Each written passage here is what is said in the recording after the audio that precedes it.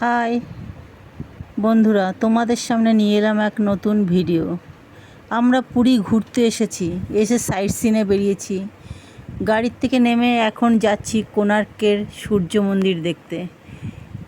এই দেখো, অনেকটা দূরে ওই যে দেখা যাচ্ছে কোণার্কের সূর্য মন্দিরের চূড়াটা।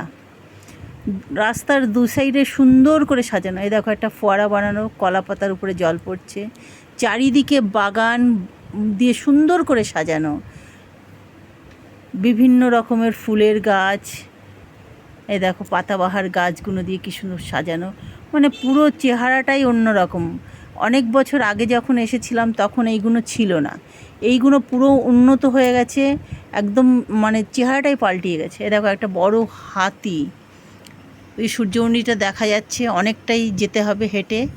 কত লোক দেখো, টিকিটের লাইন পড়েছে দেখো, ওই যে দূরে বিল্ডিংটায় টিকিট দিচ্ছে, এখান থেকে লাইন দিয়ে কাটতে হচ্ছে।